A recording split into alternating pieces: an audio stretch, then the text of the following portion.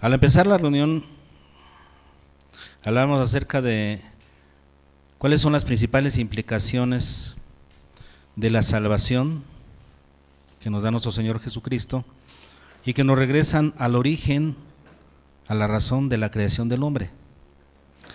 Y una de esas, muy importante, es justamente regresar a que el hombre viva en los propósitos de Dios, que adquiera la conducta, que viva de acuerdo a las cosas que Dios estableció en un inicio para el ser humano cuando lo creó.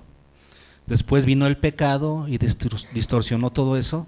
Vivimos en un mundo de pecado gobernado por la filosofía de Satanás, del anticristo, como lo hemos visto en Primera de Juan.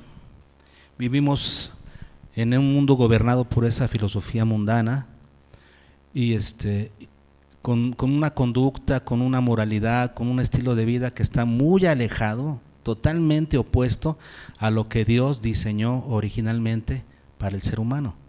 Así es que cuando nosotros venimos a la salvación de Cristo, una situación natural, ¿cuál es?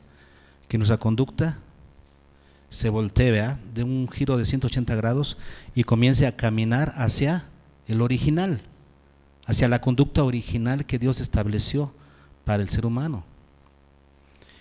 Y es una situación doctrinal muy importante que el apóstol Pablo maneja en el capítulo 6 de Romanos. Y hoy vamos a estudiarlo, para que veamos que es un concepto central dentro del Evangelio, que tenemos todos que entender. Entonces vamos a Romanos, capítulo 6. Y el capítulo 6 da inicio a la parte práctica del apóstol Pablo, porque los capítulos del 1 al 5, Pablo fue muy teórico acerca de lo que es la salvación y las implicaciones de la salvación. Y en el capítulo 6 comienza la parte práctica, que inicia justamente con una pregunta a la que Pablo se adelanta, ¿no? Porque después de presentar su evangelio, Pablo se adelanta a una pregunta que sabe que le podrían hacer sus lectores, en este caso los romanos. Él sabe que va a llegar esta pregunta y se adelanta a realizarla, a hacerla.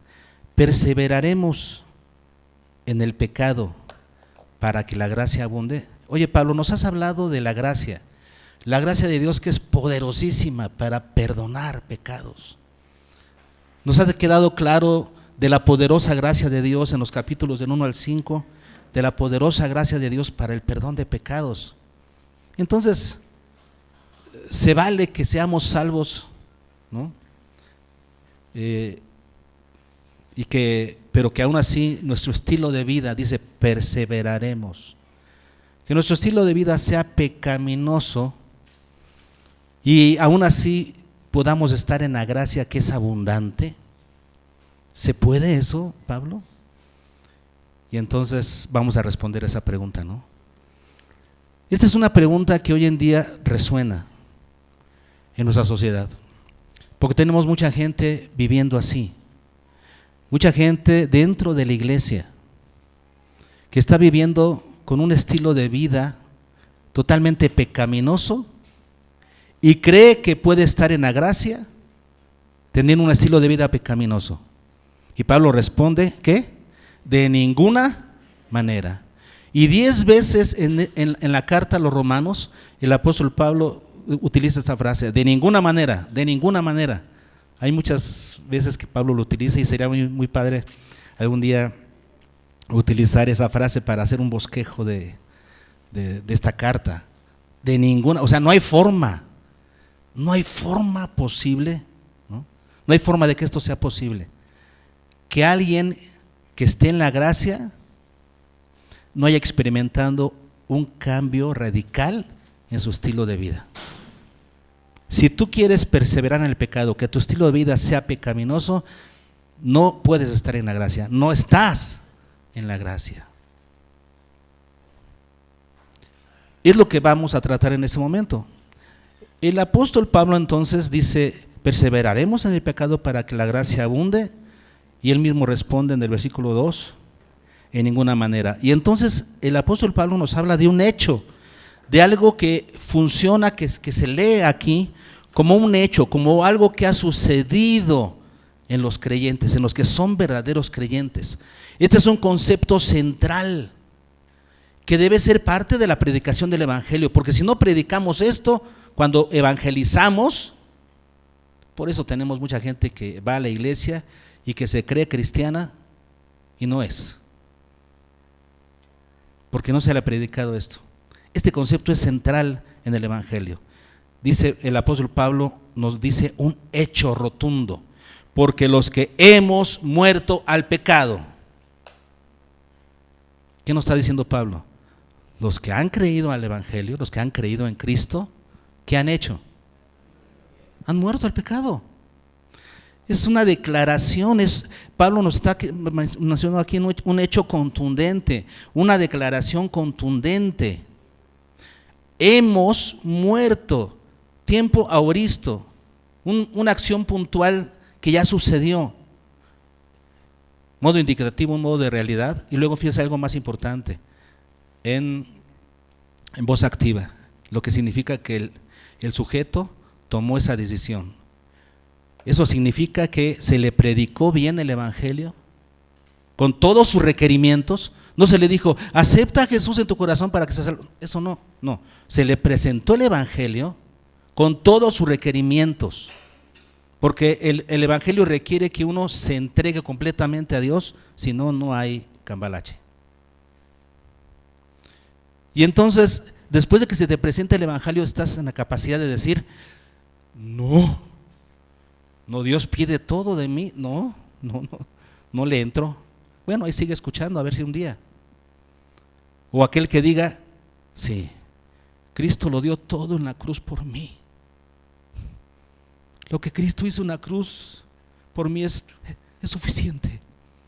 Me entrego al Señor, le dedico mi vida, muero al pecado. En este momento no quiero vivir más en el pecado en el que he vivido toda mi vida. Basta, me rindo a Dios.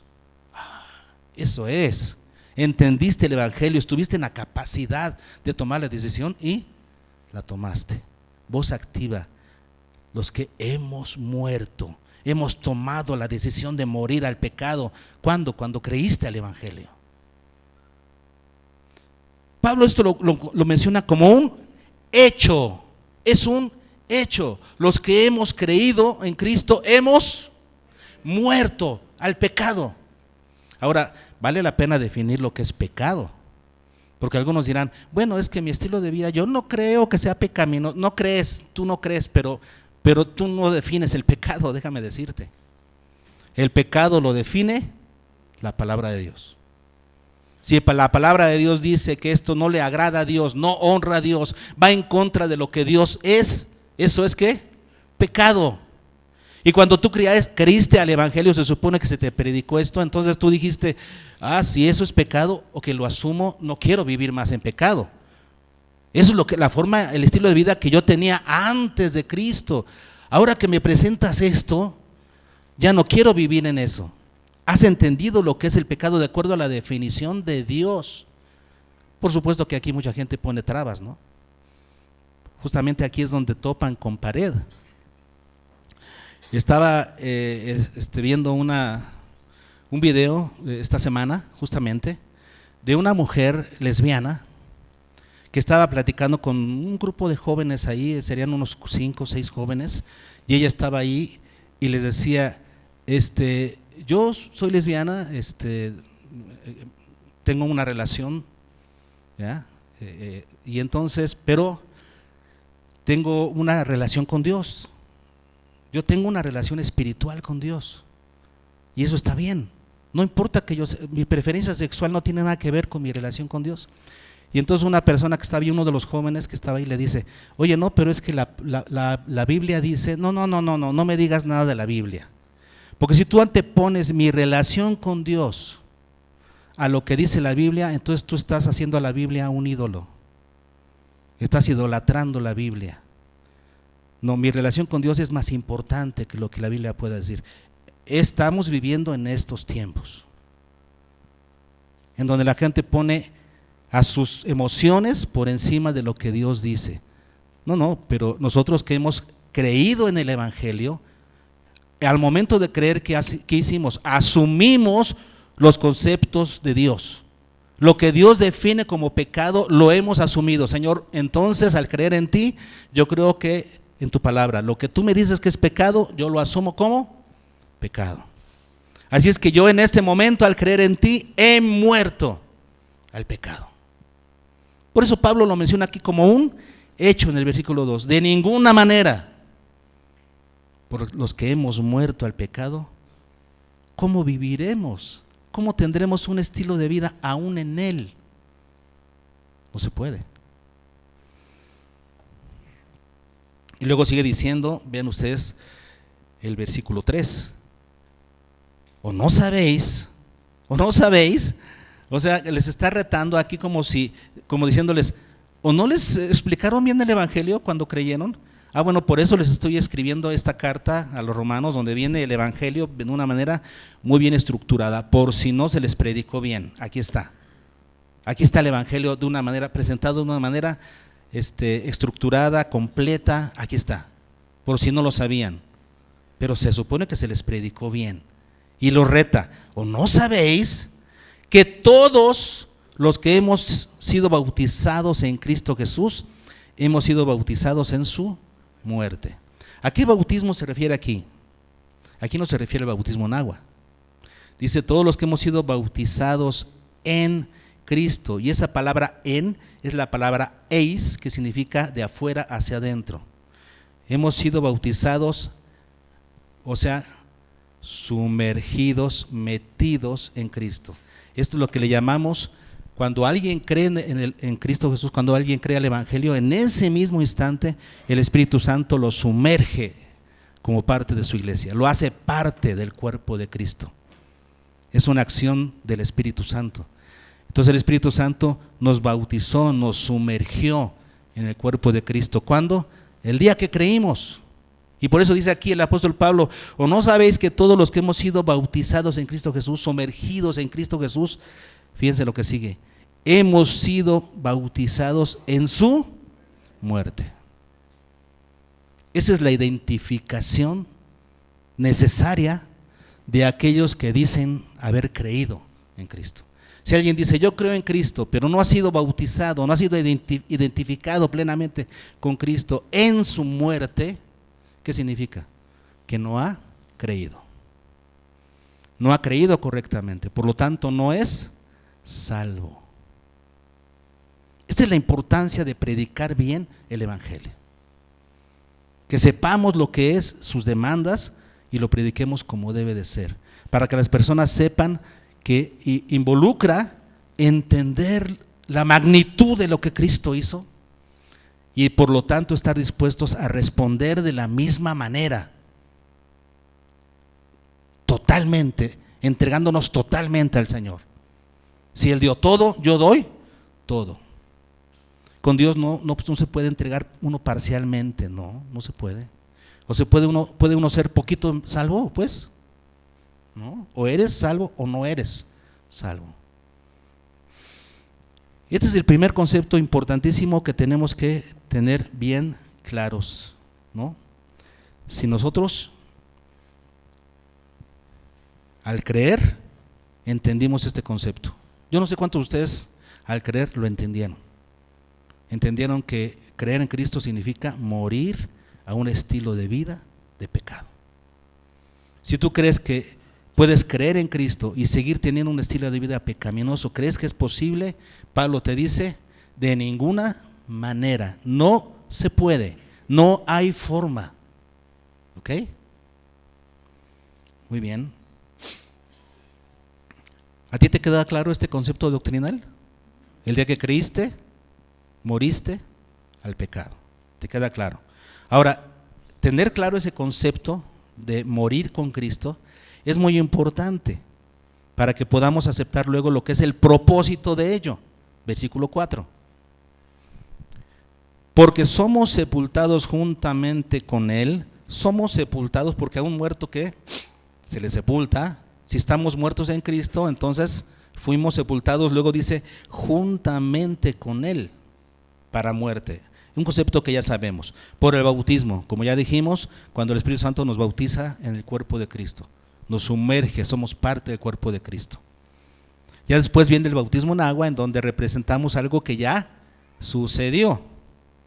¿Quién se bautiza en agua? Aquellos que ya fueron bautizados en el cuerpo de Cristo, aquellos que ya creyeron. Bueno, pero luego dice aquí Pablo, porque somos sepultados juntamente con Él para muerte por el bautismo. Vean lo que sigue, a fin de que, ¿cuál es el propósito de esto? ¿Cuál es el propósito de que la persona que entra al Evangelio, que tiene acceso a Dios a través del Evangelio, tenga este concepto claro? He muerto al pecado, quiero morir al pecado. Aunque es una decisión al momento, después se convierte en un proceso, por supuesto. Entendemos eso. Se vuelve un proceso en la vida del creyente. No es que dejamos el pecado de la noche a la mañana, aunque hay cosas sí, pero otras cosas las vamos dejando poco a poco. Es el proceso de santificación. Pero te queda claro este ideal divino y dices, yo he muerto al pecado. ¿Por qué es importante que el creyente entienda esto y ese concepto lo tenga presente en su mente? Yo he muerto al pecado, yo he muerto. ¿Por qué es importante? Dice, a fin de que, como Cristo resucitó de los muertos por la gloria del Padre, así también nosotros andemos en vida nueva. Ahí está el propósito. Primero dice, a fin de que, como Cristo resucitó de los muertos por la gloria del Padre, eso significa, el Padre resucitó a Jesús con su glorioso poder. Así lo dice, ¿no? De hecho, el apóstol Pablo en otros versículos menciona que fue por el poder de Dios, el poder del Espíritu Santo, que Jesús fue resucitado. Ahora ven lo que dice, así también nosotros, o sea, de la misma manera nosotros, por el poder de Dios. ¿Se dan cuenta de cómo lo dice? ¿Sí? Otra vez, como Cristo resucitó de los muertos por la gloria del Padre, así también nosotros, por la gloria del Padre, por su poder, ¿sí? ¿Qué sucede? Andemos en vida nueva.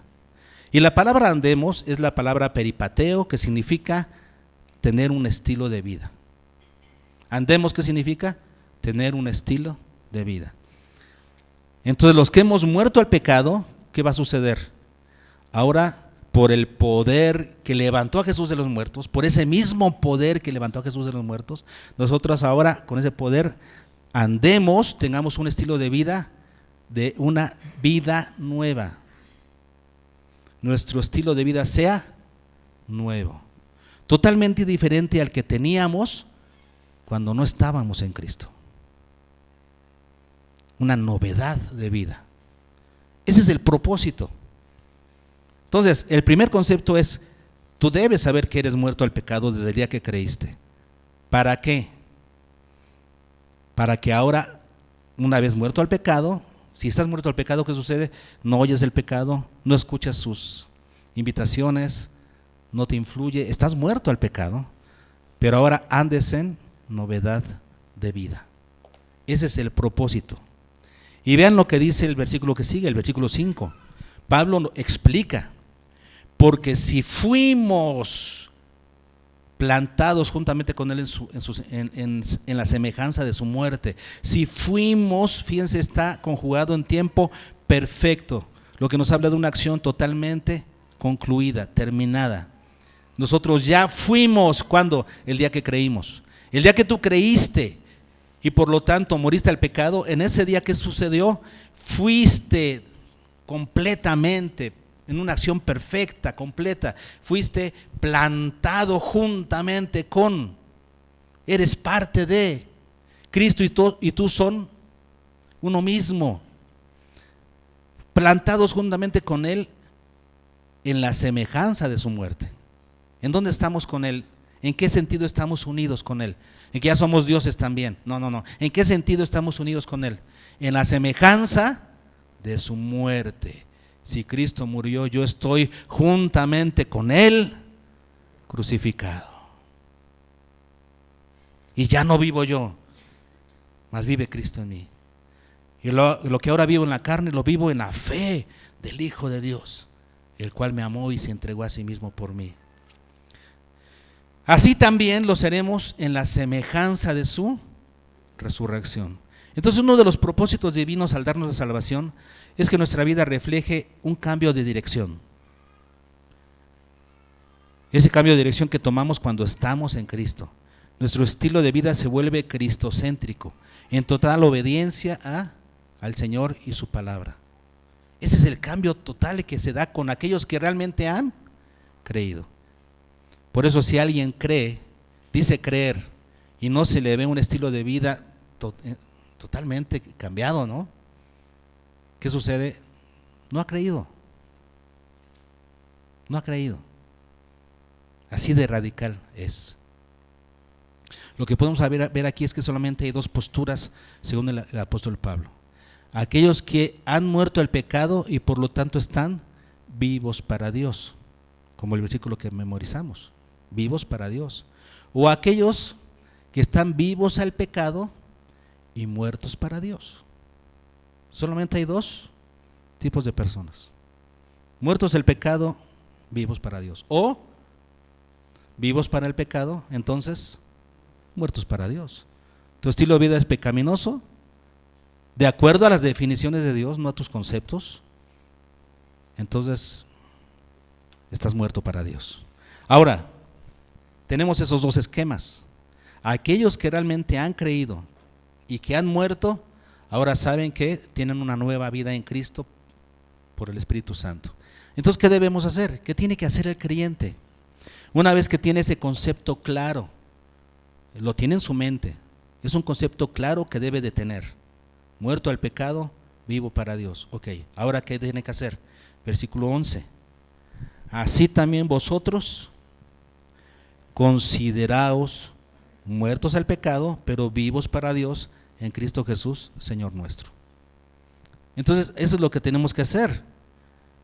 Si esta es una realidad conceptual, teórica, y luego ideal de nuestra relación con Dios, muertos el pecado, vivos para Dios, ahora debemos hacerlo real en nosotros. Tenemos que considerarnos así. Una cosa es tenerlo en la mente y otra cosa es abrazarlo como un estilo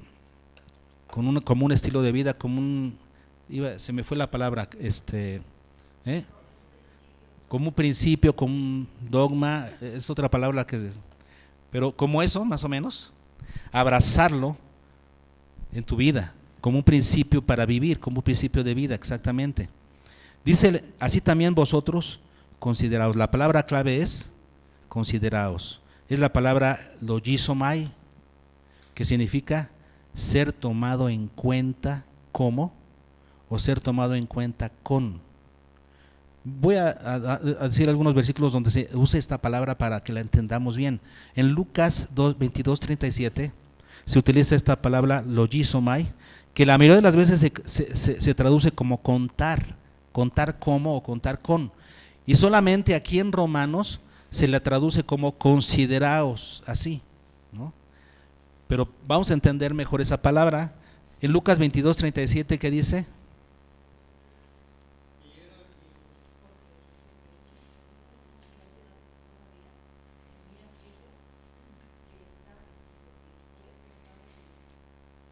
Se iba a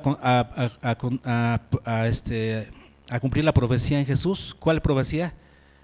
Y que Él fue contado con los inicuos por su forma de morir, y fue contado con.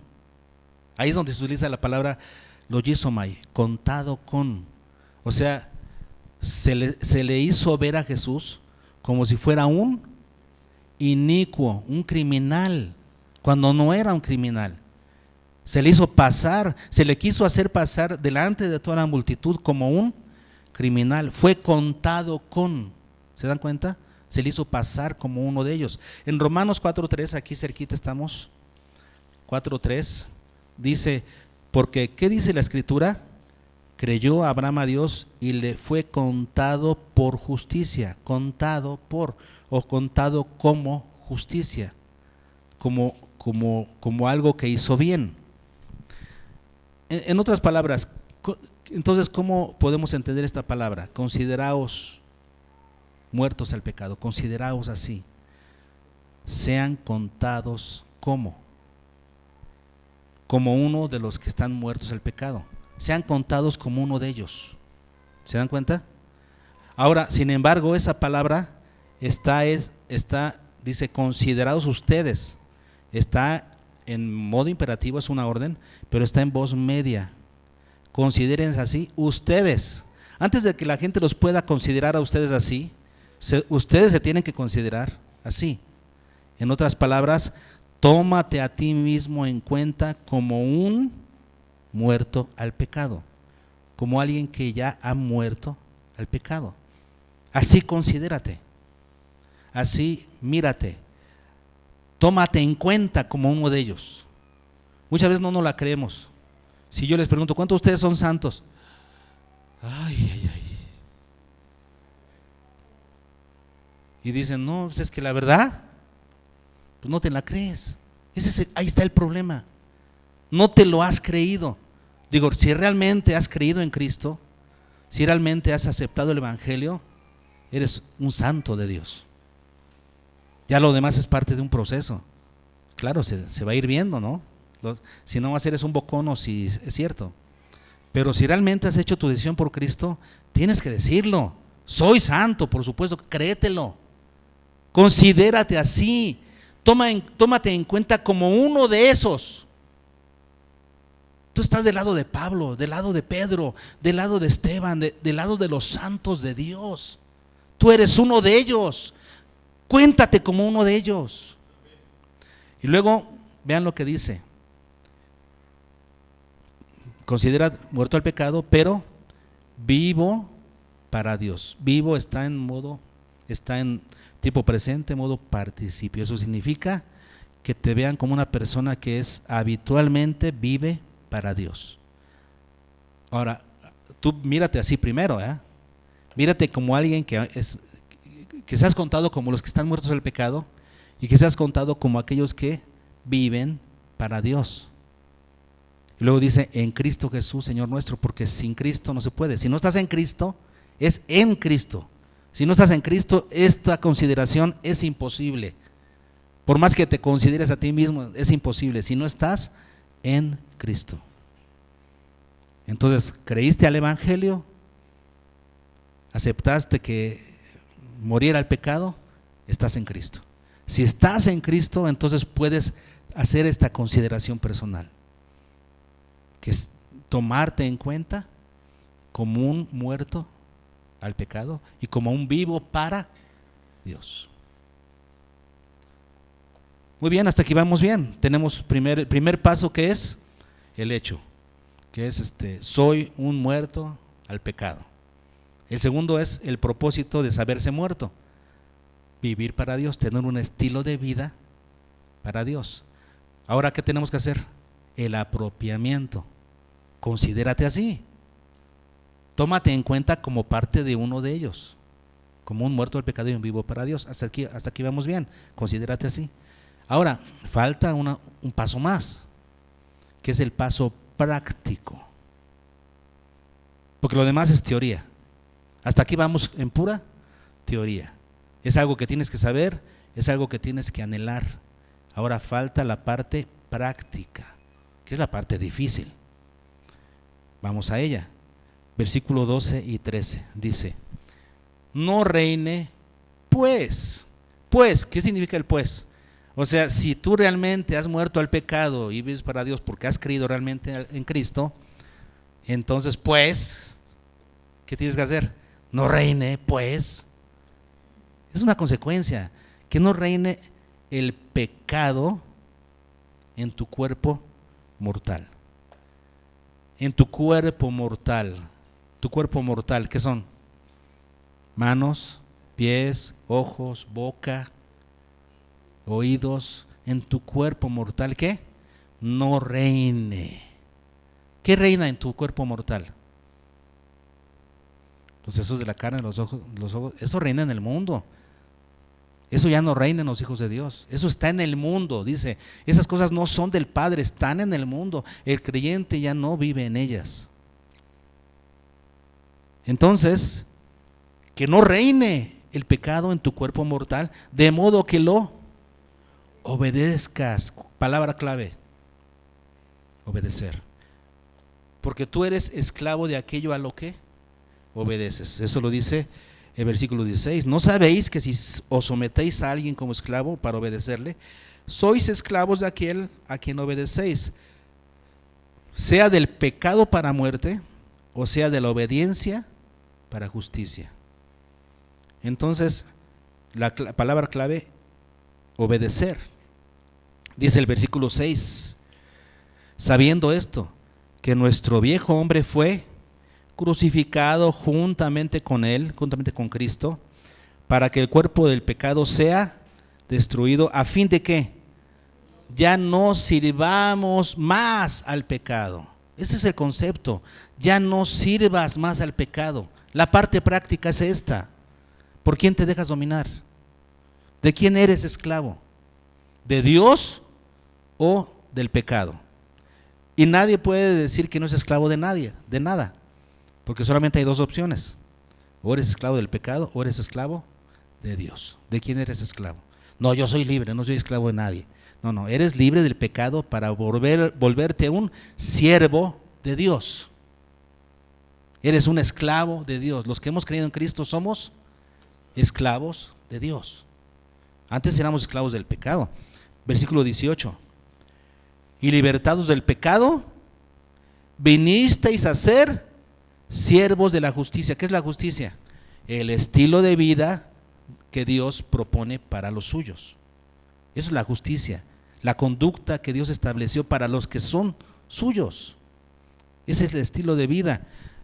Libertados del pecado, vinisteis a ser siervos de la justicia. Y vean la parte práctica cómo la maneja Pablo. Versículo 19. Hablo como humano que soy, igual que ustedes, no soy una máquina, hablo como humano. Ahí les va. Por vuestra humana debilidad, que así como para iniquidad presentasteis vuestros miembros para servir a la inmundicia y a la iniquidad, así ahora para santificación, ¿qué hay que hacer? Presentar nuestros miembros para servir a la justicia. O sea, está tan sencillo, ¿no? Antes de conocer a Cristo, tus miembros serán presentados para servir al pecado. Ahora, ¿qué tienes que hacer? Simplemente presentar tus miembros para servir a la justicia. Esa es la parte práctica. Claro, de acuerdo a las definiciones de Dios, ¿verdad? No es que tú creas que estás sirviendo a Dios, es que te asegures que estás sirviendo a Dios de acuerdo a sus definiciones. No es lo que tú creas. Luego sigue diciendo el versículo 22, mas ahora que habéis sido libertados del pecado y hechos siervos de Dios, ahí está otra vez el concepto. Fuimos libertados del pecado, ¿para qué? Para ser siervos de Dios. Tienes que ser esclavo de alguien. Muy bien, ahora dice el versículo 13, que es el que memorizamos. ¿Se acuerdan? ¿Qué dice? Ni tampoco presentéis vuestros miembros al pecado como instrumentos. La palabra instrumento, hermanos, se puede traducir también como herramienta o arma. O sea que agarra la palabra que más te guste. Si eres un soldado o un policía, puedes entender mejor como un arma, ¿sí? Presenta a tus miembros como un arma de justicia. En este caso, arma de iniquidad, ¿verdad? Si eres un obrero, utiliza la palabra herramienta. Si eres un músico o un instrumentista, como un médico, como instrumentos. Entonces, esta palabra se puede usar instrumento, arma o herramienta. ¿Está bien? Seguimos. Entonces, ¿qué dice ahí? Vamos a ver desde el principio del versículo 13. Ni tampoco presentéis vuestros miembros al pecado como instrumentos de iniquidad, sino presentaos vosotros mismos ¿a quién? Preséntate a Dios. O sea, ¿qué significa presentarte? Estar presente delante de. ¿Sí sabes que Dios está siempre? Nada más que a veces no eres consciente de eso, ¿verdad que no? A veces crees que Dios no te ve. A veces vivimos como si Dios no estuviera. ¿Qué significa presentarte a Dios? Significa ser consciente de que Él está. Preséntate a Dios ¿cómo? Como herramienta, como arma, ¿no? Bueno, aquí primero dice, preséntate a Dios como vivo de entre los muertos. Y este es un término muy interesante, porque dice aquí de entre ellos. Y es la palabra ek, diferente al eis que vimos hace rato, ¿no? Cuando vimos que fuimos bautizados, eis en Cristo es de afuera hacia adentro. Aquí es ek, que es al revés, es de adentro hacia afuera. Entonces dice aquí que nosotros nos presentemos a nosotros mismos ante Dios como vivos que han sido sacados de entre los. Nosotros ya no estamos ahí. Aquí lo que dice Pablo es como vivos que han sido sacados de entre los muertos. Nosotros ya no nos pertenece el lugar junto con ellos. No estamos ahí. Hemos sido sacados de entre ellos. Preséntate a Dios como alguien que ha sido sacado de entre los muertos. Así preséntate. Y tus miembros a Dios, preséntalos como herramientas, armas, instrumentos de justicia. ¿Y qué es la justicia? Decíamos, la conducta que Dios estableció para nosotros en su palabra. Esa es la parte práctica. ¿Cuál es la parte práctica? Presenta tus miembros, tus ojos. ¿Qué es lo que te hace pecar más? Varones, la mirada. Yo creo que más que la mujer, el hombre tiene que tenemos que cuidar nuestra mirada. Debemos estar listos para cerrar, para voltear, para no ver, para no quedarnos observando lo que no debemos observar. Eso es la parte práctica de presentar tus miembros a Dios como instrumentos de justicia. Esa es la parte práctica. Voltear, no mirar. Tus pasos hacia dónde te llevan, hacia donde están tus amigos, que te van a llevar por caminos de muerte. ¿Qué haces ahí? Yo les digo, ¿qué haces ahí? ¿Para qué vas a esos lugares? No deberías de estar en esos lugares con esas personas en ese tipo de actividades. ¿A qué vas? Es ahí donde entra el proceso de santificación, a través de decidir presentar a Dios nuestros miembros como instrumentos de justicia. Esta es la parte práctica. Entonces, haciendo un resumen, hemos visto, hermanos, 4 puntos. Primero, vimos un concepto central dentro del Evangelio, que es que aquel que ha creído realmente en Cristo es alguien que ha muerto al pecado. Es un concepto central. Si tú le preguntas a alguien que le estás evangelizando, o tú lo ves, ¿verdad?, si realmente ha muerto al pecado, si no ha muerto al pecado, no ha hecho no lo ha abrazado como un concepto central en su vida, quiere decir que no ha entendido el Evangelio. Este es su concepto central. El que ha creído ha muerto. Punto. Ahora, viene el propósito. ¿Cuál es el propósito de saberse muerto? Que los muertos ahora tienen el poder de Dios para vivir una vida nueva, para vivir en un estilo de vida novedoso. Solamente los muertos tienen esa capacidad de resucitar a una nueva vida por el poder de Dios. Número 3, el apropiamiento. Mírate así. Cuéntate a ti mismo como parte de los muertos y como parte de los vivos para Dios. Cuéntate ahí. Considérate así.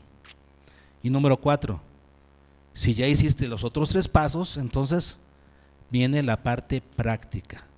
Presenta a Dios tus miembros como instrumentos de justicia. Y preséntate a ti mismo delante de Dios como alguien que ha sido sacado de entre los muertos, porque ahora vive para Dios. Vive así. ¿Ok? Vivir para Dios, hermanos. Es un concepto que es parte del Evangelio. un propósito, decíamos,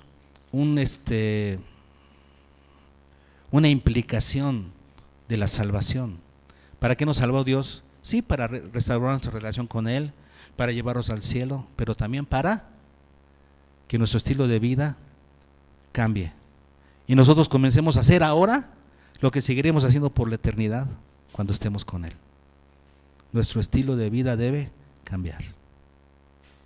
Eso es vivir para Dios. Vamos a cantar.